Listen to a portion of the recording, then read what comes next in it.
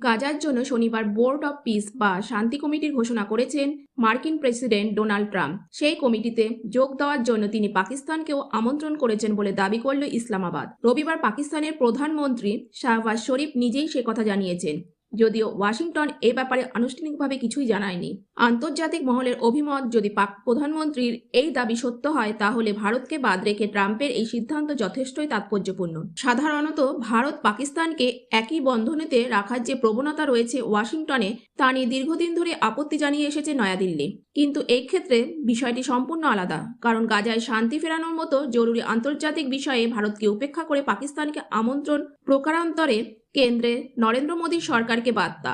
নয়াদিল্লি এবং ওয়াশিংটনের সম্পর্কে সম্প্রতি যে অবনতি ঘটেছে, এই ঘটনা তারই প্রমাণ। এক্ষেত্রে বন্ধু ইসরায়েলের আপত্তিও মানলেন না ট্রাম্প। মার্কিন প্রেসিডেন্ট গাজা পুনর্গঠনের প্রস্তাবে পাকিস্তান নিজে থেকেই অংশ নিতে চেয়েছিল, সেই মর্মে প্রস্তাবও দিয়েছিল তারা। তারপরেই ইসরায়েল জানিয়েছিলেন পাকিস্তানের সঙ্গে তারা কাজ করতে রাজি নয়। ভারত নিযুক্ত ইসরায়েলের রাষ্ট্রদূত রুবেন আজহার বলেছিলেন, যাদের আমরা বিশ্বাস করি শুধু তাদের সঙ্গে কাজ করি। ইসরায়েলের অভিযোগ, হামাসের শীর্ষ কমান্ডার নাজি জাহির গত 3 বছর ধরে নিয়মিত পাকিস্তানে যাতায়াত করছেন, বৈঠকও করছেন লস্কর-ই তৈবা এবং জয়েশ-ই মোহাম্মদের সঙ্গে। তার প্রেক্ষিতেই রুবেন জানিয়েছেন তার দেশ পাকিস্তানের সঙ্গে কাজ করতে স্বাচ্ছন্দ্য বোধ করে না।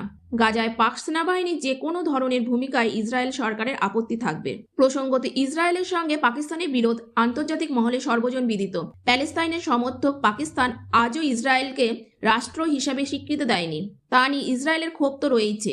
সেই কারণে ইসরায়েল কখনোই চায়নি পাকিস্তানের হাতে পরমাণু বোমা থাকুক। তেল আবিবের বক্তব্য, এতে তাদের জাতীয় নিরাপত্তা প্রশ্নের মুখে পড়তে পারে।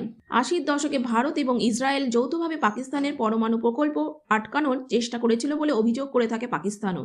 গাজার জন্য ট্রাম্পের শান্তি কমিটি ঘোষণাকে তার 20 দফা শান্তি পরিকল্পনার দ্বিতীয় ধাপ বলা হচ্ছে। এই সমিতি আপাতত গাজার শাসনভার নেবে, তদারকি করবে গাজা পুনর্গঠনের দায়িত্বে থাকা টেকনোক্র্যাট কমিটির কাজ। এতে গাজার সম্পূর্ণ নিরস্ত্রীকরণে জোর দেওয়া হয়েছে। সমিতির শীর্ষে রয়েছেন স্বয়ং আমেরিকার প্রেসিডেন্ট ট্রাম্প। তার তৈরি কমিটিতে রয়েছেন প্রাক্তন ব্রিটিশ প্রধানমন্ত্রী টনি ব্লেয়ার, আমেরিকার বিদেশ সচিব মার্কো রুবিও, পশ্চিম এশিয়া ট্রাম্পের বিশেষ দূত স্টিভ উইটকফ, বিশ্বব্যাংকের প্রেসিডেন্ট অজয় বঙ্গা, ধনকুবের মার্ক রোয়ান, আমেরিকার জাতীয় নিরাপত্তা উপদেষ্টা রবার্ট গ্যাব্রিয়েল।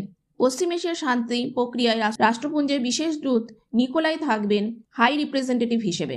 এই ধরনের বিশ্বের খবর রাখতে চোখ রাখুন ওয়ার্ল্ড নিউজ বাংলা চ্যানেলে। ধন্যবাদ।